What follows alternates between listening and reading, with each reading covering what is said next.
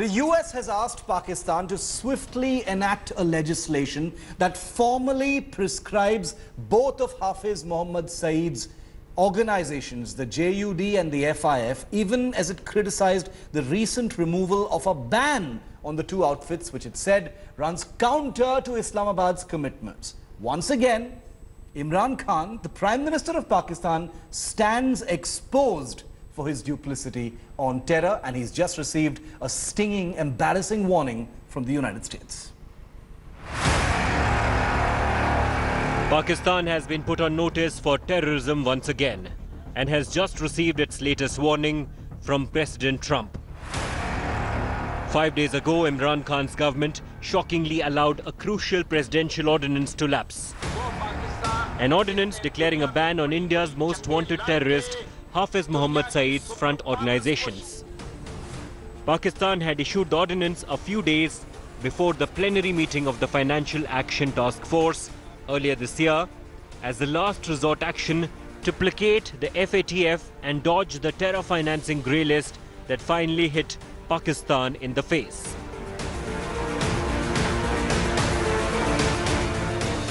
Prime Minister Imran Khan should have ensured the ordinance did not lapse, but he failed to do so. And 5 days after the ordinance lapsed, the US has sounded the warning bell.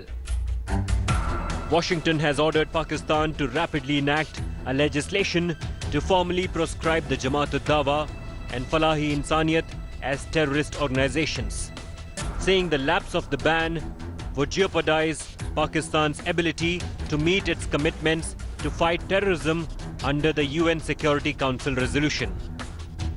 Pakistan's shocking leniency for terror is plain to see, but bears summarizing. Pakistan issued an ordinance to ban Hafiz's organization earlier this year with the sole intent of ducking international trouble. But when Imran Khan became the Prime Minister, instead of making arrangements for the impending ordinance lapse, he ignored it. With Hafiz's organization now effectively unbanned, the US has sent a warning to Pakistan. The move is being seen as a major lapse by the current ruling government of Imran Khan, as Islamabad is set to make a move towards International Monetary Fund for its financial bailout. The FATF team has also expressed its displeasure over Pakistan's failure to formulate checks and balances on financial transactions related to terror.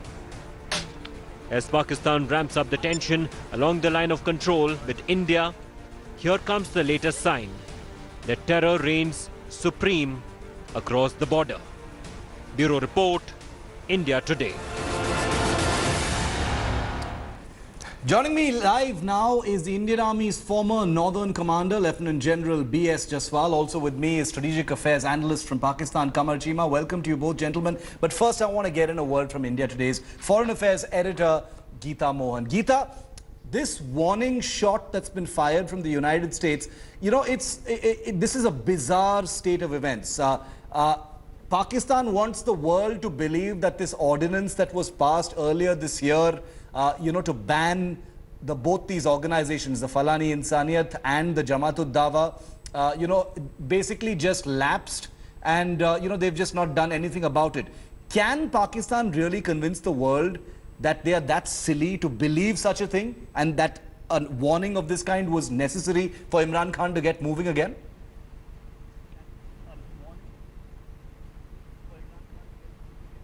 Well, Shiv, the fact is that the decision or the ordinance was put in place ahead of FATF yes. Trying to grey list Pakistan, or the intention of FATF of looking at Pakistan and grey listing Pakistan. Once the grey listing happened, then Pakistan and the current dispensation certainly found no need to really go on with the charade that they were going on with, and did not show the political will to enact a law so that Falah-e-Insaniyat and the Jamaat-ud-Da'wah remain proscribed in Pakistan. Goes to show the sham that Pakistan really, and exposes the sham that Pakistan really has been continuing with when it comes to the terror nexus within the Pakistani government and the establishment. Absolutely. It's a sham, isn't it, General Jaswal? You know, this ordinance passing, to proscribe these guys and ban their organizations in view of the Financial Action Task Force, because of the sword hanging over Pakistan, over labeling them as international terror financiers. Pakistan doesn't care. They don't give two hoots about what the world thinks. They just want to try and sidestep all these uncomfortable, inconvenient labels. They don't care about whether these terror organizations are banned or unbanned, because they operate freely in Pakistan, sir.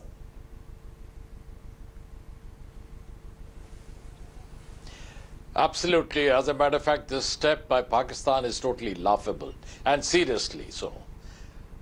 Pakistan is hell-bent in ensuring that it is isolated all over the world, and it goes into monetary crisis, because after their commitment being whatever they had given to UN under 1267, yes, after this there is going to be no monetary aid coming to Pakistan, so the crisis is going to come up. Secondly, the trust deficit, which was there always with India, we've been harping on it, now this has come to the fore.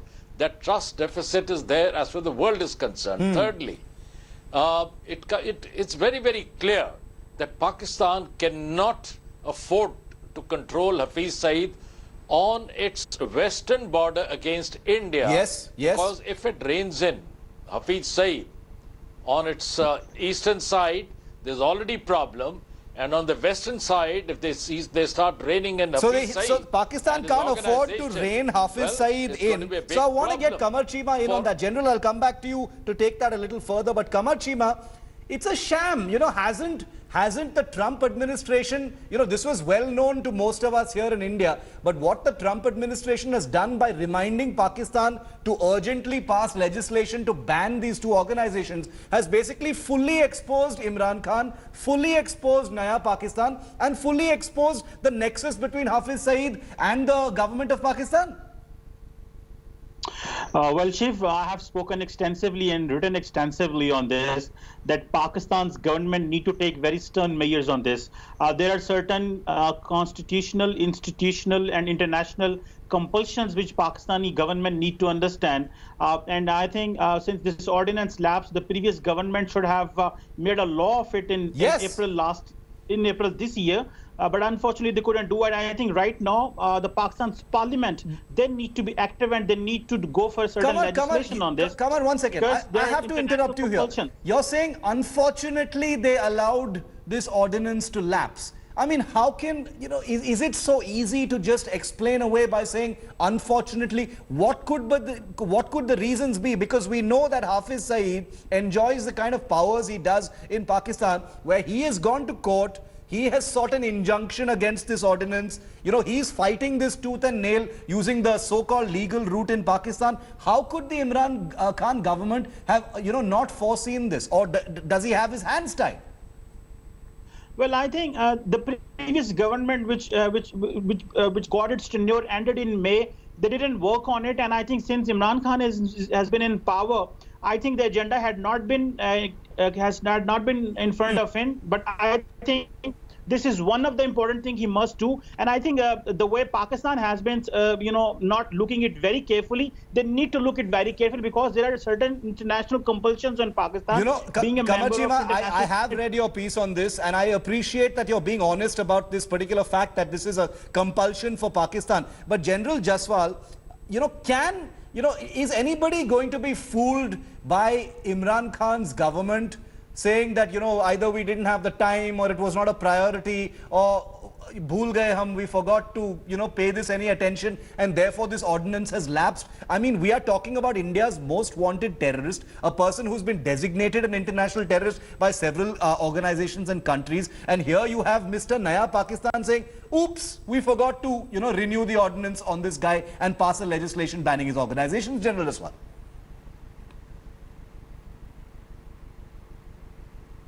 Short and crisp. What is right, and I really appreciate Mr. Qamar Cheema that you have shown your concern, and in a way you have highlighted the lapse. I really appreciate that. But to say that they're just an oversight, etc., I think that's a big sham. You can't fool the world.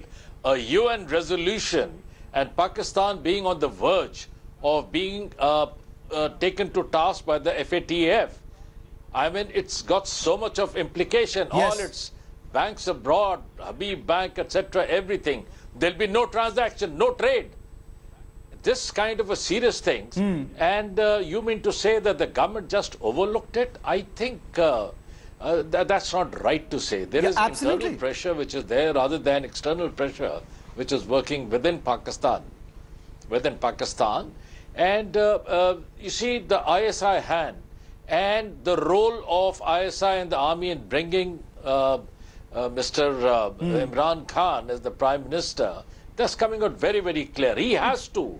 He has to listen to them. This is whether they are right or but wrong. Kamar Chima, you must admit that's a fair question.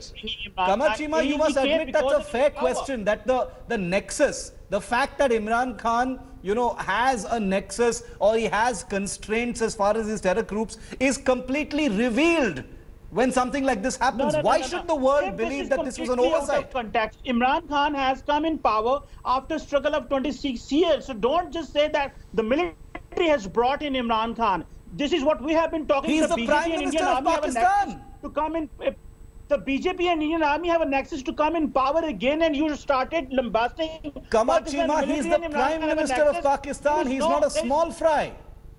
You can say what you like about the Indian Army and the BJP. Of 26 years is in front of everyone, and let me tell you, what struggle? What struggle? He's one of Pakistan's wealthiest men. But yes, one thing I accept, that the military has done so much work. The Pakistan has eliminated terrorism. I am sorry. Because of certain exceptions, because of these things which are happening, our image is being distorted. I think this is where the government needs to do more. This is the typical Pakistani victimhood. I'm going to come to Geeta in a moment, but General Jaswal, Pakistani victimhood as far as terror is concerned, the struggle of Imran Khan, you know, please take pity, please take some pity on Imran Khan. He has struggled for 26 years, sir, to become the Prime Minister of Pakistan. Please take some pity in case, you know, because of his burning the midnight oil, he has missed India's most wanted terrorist. Please forgive him, sir. General. We are not concerned about India. We are very much careful what we have to do. General Jaswal. Can I? Pakistan must not take action on Hafiz because of India. Kamar,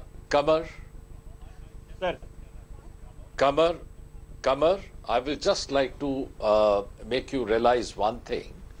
If you go back to the speeches of Imran Khan before being elected, what was the agenda what was being spoken? He was pro-Taliban. He was against India in every word which he spoke. So his intent was clear in his manifesto. Correct. So how are you saying? And who was supporting him? It was the Pakistan army.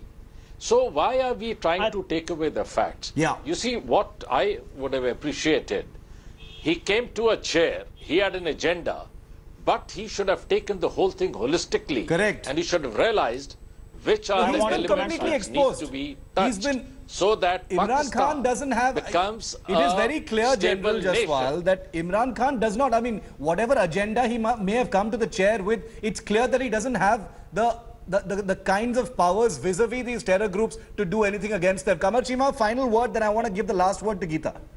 Absolutely. Well, you know, now the Americans they're saying that we need to talk to the Taliban. They want to have a dialogue with the Taliban, American and all international community, saying this is what Imran Khan has said in the past, and that is why he was being called as Taliban Khan. Much of the Pakistan's efforts eliminating terrorism are being compromised because of certain measures which we must take, as this which you have pointed out. If you think that Hafiz Saeed is a terrorist only as per India, then obviously Pakistan is wearing its famous blinkers.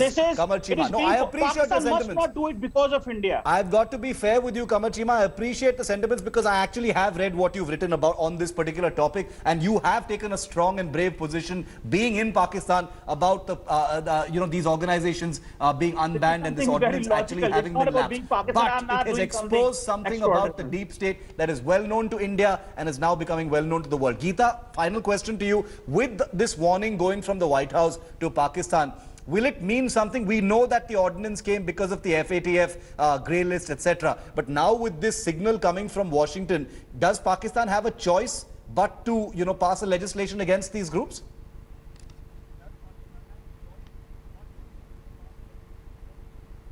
Well, it does have a choice, because despite the ordinance, the FATF grey listing happened. So now Pakistan is thinking that no matter what Pakistan will be doing, it is not going to get off the grey list anytime soon. Yeah. The fact is, and a question to Qamar Cheema, I know he does not have the time to answer, but just saying, Shiv, that the lapse of the ordinance happened a few days ago. FATF was there 2 weeks ago. Exactly. Imran Khan government should have known that they're looking at Hafiz Saeed and the fact that this ordinance is going to lapse, and they did nothing about it, which just means that he might have the people's mandate, but certainly does not have the establishment's mandate to take a call on Hafiz Saeed. And that's the reason why this entire explanation is really a sham. But thank you very much, General Jaswal, Qamar Cheema, Geeta Mohan, thank you very much for joining me here on India First. We'll take that story forward. Thanks for watching the video. For more such news and updates, please like, share and subscribe to India Today. Also check out our other great videos from our channel. We know you will love to.